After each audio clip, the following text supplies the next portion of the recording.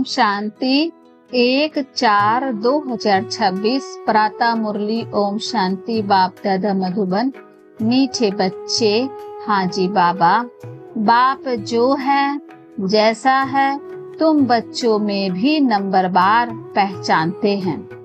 अगर सब पहचान ले तो बहुत भीड़ मच जाए। प्रश्न है, चारों ओर प्रतीक्षता का आवाज कब फैलेगा? उत्तर है, जब मनुष्यों को पता पड़ेगा कि स्वयं भगवान इस पुरानी दुनिया का विनाश करा के नई दुनिया स्थापन करने आए हैं।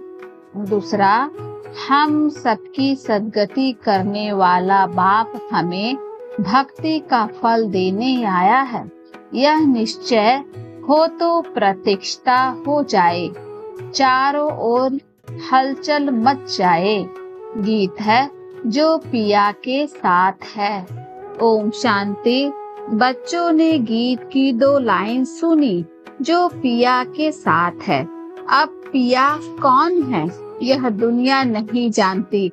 भल ढेर बच्चे हैं, उनमें भी बहुत है जो नहीं जानते हैं कि किस प्रकार से बाप को याद करना चाहिए। वह याद करना नहीं आता, घड़ी घड़ी भूल जाते हैं। बाप समझाते हैं, बच्चे अपने को आत्मा समझो, हम बिंदु हैं, बाप ज्ञान का सागर है, उनको ही याद करना है। याद करने की ऐसी प्रैक्टिस पड़ जाए जो निरंतर याद ठहर जाए। पिछाड़ी में यही याद रहे कि हम आत्मा है, शरीर तो है, परंतु यह ज्ञान बुद्धि में रखना है कि हम आत्मा हैं। बाप का डायरेक्शन मिला हुआ है।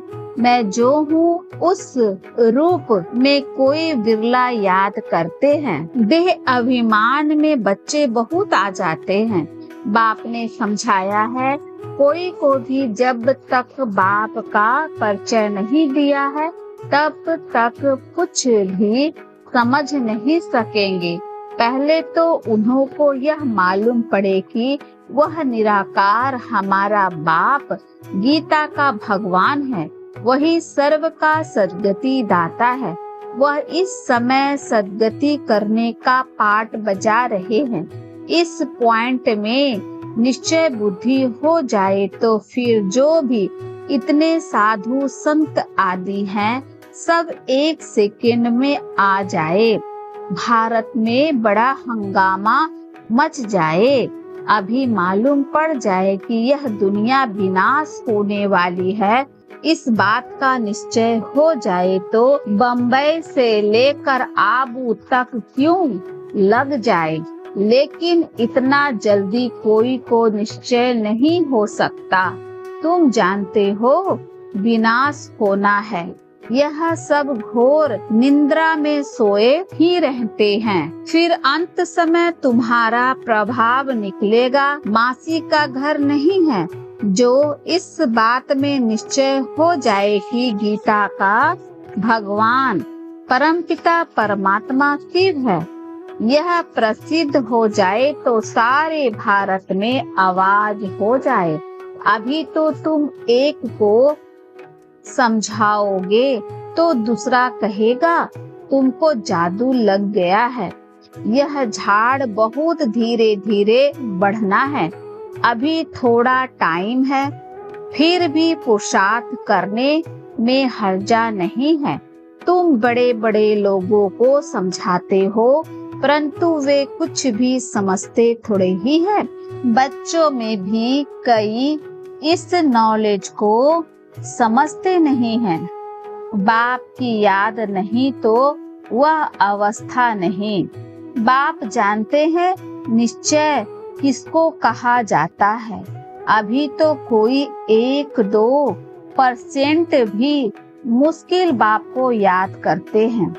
भल यहाँ बैठे हैं बाप के साथ, वह लब नहीं रहता।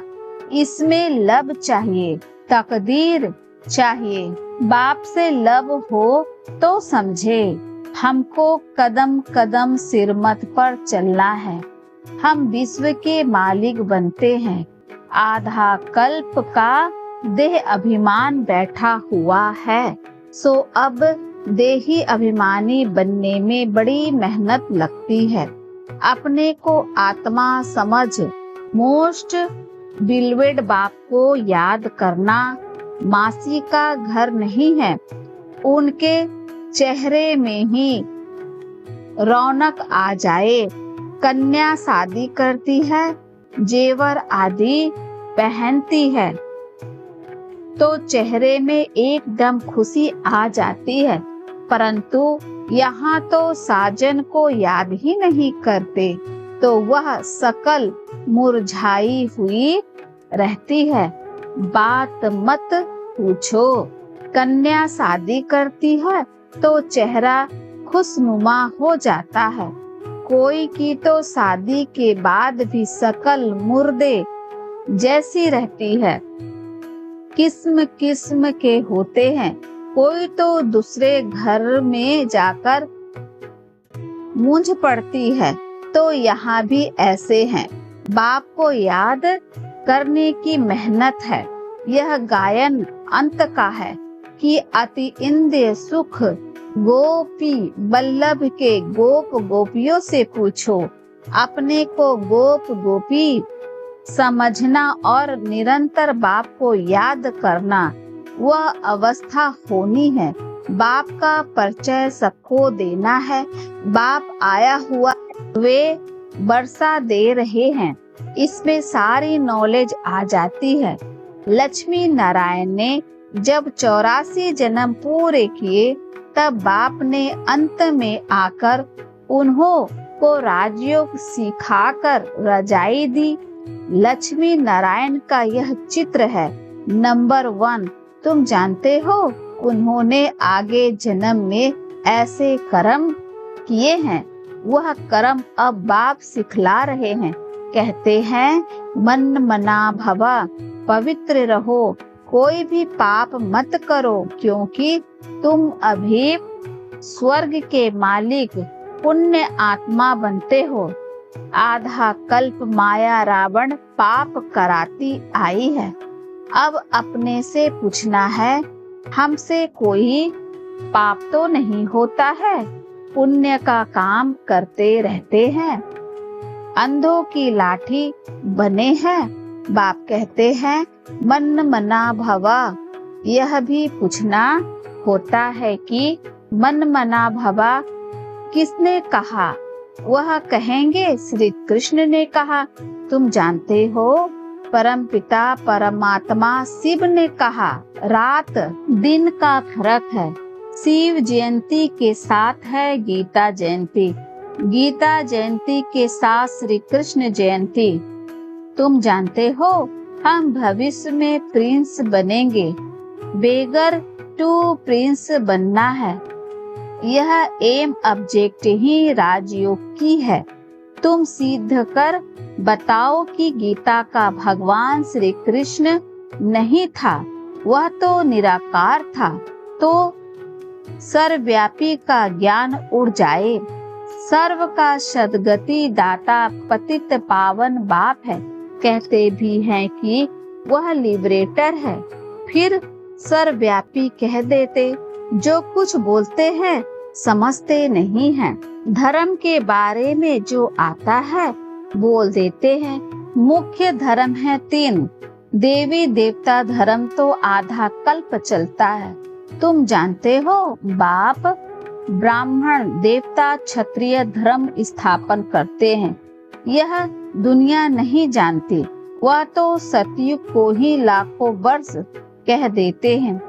आदि सनातन देवी देवता धर्म है सबसे ऊंचा, परंतु यह अपने धर्म को भूल इरिलीजियस बन पड़े हैं।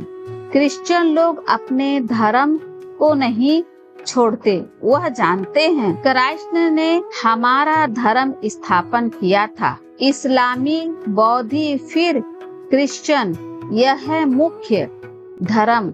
बाकी तो छोटे छोटे बहुत है।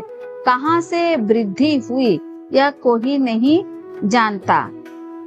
मोहम्मद को अभी थोड़ा समय हुआ है।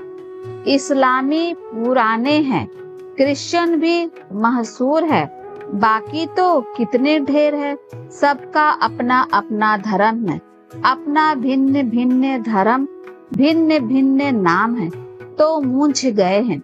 यह नहीं जानते कि मुख्य धर्म शास्त्र ही 4 हैं। इसमें डीटिज्म, ब्रह्मणिज्म भी आ जाते हैं। ब्राह्मण सो देवता, देवता सो क्षत्रिय, यह किसी को पता नहीं। गाते हैं ब्राह्मण देवताए नमः। परम पिता ने ब्राह्मण देवता क्षत्रिय धर्म की स्थापना की। अक्षर है, परंतु पढ़ते ऐसे है जैसे तोते। यह है कांटों का जंगल। भारत गार्डन ऑफ फ्लावर था, यह भी मानते हैं, परंतु वह कब, कैसे, किसने बनाया, परमात्मा क्या चीज है, यह कोई नहीं जानते। तो आर्फन हो गए ना, इसीलिए यह लड़ाई झगड़े आदि है। सिर्फ भक्ति में खुश होते रहते हैं। अब बाप आए हैं सोझरा करने, सेकंड में जीवन मुक्ति बना देते हैं। ज्ञान अंजन सतगुरु दिया, अज्ञान अंधेरे विनाश। अभी तुम जानते हो हम सोझरे में हैं। बाप ने तीसरा नेत्र दिया है। भल देवताओं को तीसरा नेत्र दिखाते हैं, परंतु अर्थ नहीं जानते। वास्तव में तीसरा नेत्र तुमको है, उन्होंने फिर दे दिया है देवताओं को। गीता में ब्राह्मणों की कोई बात नहीं, उसमें तो फिर कौरव पांडवों आदि की लड़ाई, घोड़े गाड़ी आदि लिख दी है। कुछ भी समझते नहीं। तुम समझाओगे तो कहेंगे तुम शास्त्र आदि को नहीं मानते। तुम कह सकते हो हम शास्त्रों को मानते क्यों नहीं है, जानते हैं यह सब भक्ति मार्ग की सामग्री है। गाया हुआ है ज्ञान और भक्ति। जब रावण राज्य होता है तब भक्ति शुरू होती है। भारतवासी वाम मार्ग में जाकर धर्म भ्रष्ट और क्रम भ्रष्ट बन जाते हैं। इसीलिए अब हिंदू कहला दिया है, पतित बन गए हैं। पतित किसने बनाया? रावण ने। रावण को जलाते भी हैं, समझते हैं यह परंपरा से चला आता है, परंतु सतयुग में तो रावण राज्य ही नहीं था। कुछ भी समझते नहीं। माया बिल्कुल ही पत्थर बुद्धि बना देती है। पत्थर से पारस बाप ही बनाते हैं। जब आयरन एज में आए तब तो आकर गोल्डन एज स्थापन करे, बाप समझाते हैं। फिर भी बड़ा मुश्किल किसकी बुद्धि में बैठता है। तुम कुमारियों की अब सगाई होती है, तुमको पटरानी बनाते हैं, तुमको भगाया अर्थात तुम आत्माओं को कहते हैं तुम मेरे थे, फिर तुम मुझे भूल गए हो। देह अभिमानी बन माया के बन गए हो। बाकी भगाने आदि की तो बात नहीं है। मामेकम याद करो, याद की ही मेहनत है। बहुत देह अभिमान में आकर विकर्म करते हैं। बाप जानते हैं यह आत्मा मुझे याद ही नहीं करती है। देह अभिमान में आकर बहुत पाप करते हैं तो पाप का घड़ा 100 गुना भर जाता है। औरों को रास्ता बताने के बदले खुद ही भूल जाते हैं और ही जास्ती दुर्गति को पा लेते हैं। बड़ी ऊंची मंजिल है, चढ़ते तो चाके बैकुंठ रस, गिरे तो चकनाचूर। यह रजाई स्थापन हो रही है, इसमें फर्क देखो कितना पड़ जाता है। कोई तो पढ़कर आसमान में चढ़ जाते हैं, कोई पट में पड़ जाते हैं। बुद्धि डल होती है तो पढ़ नहीं सकते हैं। कोई कहते हैं बाबा हम किसी को समझा नहीं सकते हैं। कहता हूँ अच्छा, सिर्फ अपने को आत्मा समझो। मुझ बाप को याद करो तो मैं तुमको सुख दूंगा, परंतु याद ही नहीं करते हैं।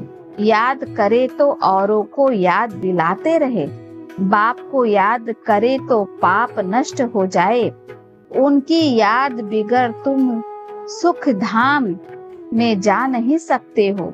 21 जन्मों का वर्षा निराकार बाप से मिल सकता है। बाकी तो सब अल्पकाल का सुख देने वाले हैं। कोई को रिद्धि सिद्धि से बच्चा मिल गया, वे आशीर्वाद से लॉटरी मिल गई तो बस विश्वास बैठ जाता है। कोई को 2-4 करोड़ फायदा हो जाएगा, बस बहुत महिमा करेंगे, परंतु वह तो है अल्पकाल के लिए। 21 जन्मों के लिए हेल्थ वेल्थ तो मिल नहीं सकती ना, परंतु मनुष्य नहीं जानते हैं, दोष भी नहीं दे सकते हैं। अल्पकाल के सुख में ही खुश हो जाते हैं। बाप तुम बच्चों को राजयोग सिखलाकर स्वर्ग की बादशाही देते हैं। कितना सहज है। कोई तो बिल्कुल समझा नहीं सकते, कोई समझते भी हैं, परंतु योग पूरा न होने के कारण कोई को तीर नहीं लगता है। देह अभिमान में आने से कुछ न कुछ पाप होते रहते हैं। योग ही मुख्य है। तुम योग बल से विश्व के मालिक बनते हो। प्राचीन योग भगवान ने सिखाया था, न कि श्री कृष्ण ने। याद की यात्रा बड़ी अच्छी है। तुम ड्रामा देखकर आओ तो बुद्धि में सारा सामने आ जाएगा। कोई को बताने में टाइम लगेगा। यह भी ऐसे हैं, बीज और झाड़। यह चक्र बड़ा क्लियर है। शांति धाम, सुख धाम, दुख धाम सेकंड का काम है ना, परंतु याद भी रहे ना। मुख्य बात है बाप का परिचय। बाप कहते हैं, मेरे को याद करने से तुम सब कुछ जान जाओगे। अच्छा शिव बाबा तुम बच्चों को याद करते हैं, ब्रह्मा बाबा याद नहीं करते हैं। शिव बाबा जानते हैं हमारे सपूत बच्चे कौन कौन हैं। सर्विस बलू सपूत बच्चे को तो याद करते हैं, यह थोड़े ही किसी को याद करेंगे। इनकी आत्मा को तो डायरेक्शन है, मामेकम याद करो। अच्छा मीठे मीठे सिख लद्दे बच्चों प्रति माता पिता बाप दादा का याद प्यार और गुड मॉर्निंग। रूहानी बाप की रूहानी बच्चों को नमस्ते। हम रूहानी बच्चों की ओर से रूहानी माता पिता बाप दादा को याद प्यार और नमस्ते बाबा, नमस्ते बाबा, शुक्रिया बाबा, शुक्रिया। धारणा के लिए मुख्य सार है, पहला तकदीरवान बनने के लिए एक बाप से सच्चा सच्चा लब रखना है। लब रखना माना कदम कदम पर एक की ही सिरमत पर चलते रहना। दूसरा है रोज पुण्य का काम अवश्य करना है। सबसे बड़ा पुण्य है सबको बाप का परिचय देना, बाप को याद करना और सबको बाप की याद दिलाना। वरदान है अपनी दृष्टि और वृत्ति के परिवर्तन द्वारा सृष्टि को बदलने वाले सचत्कार मूर्त भव। अपनी वृत्ति के परिवर्तन से दृष्टि को दिव्य बनाओ तो दृष्टि द्वारा अनेक आत्माएं अपने यथार्थ रूप, यथार्थ घर तथा यथार्थ राजधानी देखेगी। ऐसा यथार्थ साक्षात्कार कराने के लिए वृत्ति में जरा भी देह अभिमान की चंचलता न हो तो वृत्ति के सुधार से दृष्टि दिव्य बनाओ, तब यह सृष्टि परिवर्तन होगी। देखने वाले अनुभव करेंगे कि यह नैन नहीं लेकिन यह एक जादू की डिबिया है। यह नैन साक्षात्कार के साधन बन जाएंगे। स्लोगन है सेवा के उमंग उत्साह के साथ बेहद की वैराग्य वृत्ति ही सफलता का आधार है। अव्यक्त इशारे महान बनने के लिए मधुरता और नम्रता का गुण धारण करो। मधुरता के गुण को धारण करने वाला यहाँ भी महान बनता है और वहाँ भी मर्तबा पाता है। मधुरता वालों को सभी महान रूप से देखते हैं, तो यह मधुरता का विशेष गुण हर बच्चों में होना चाहिए।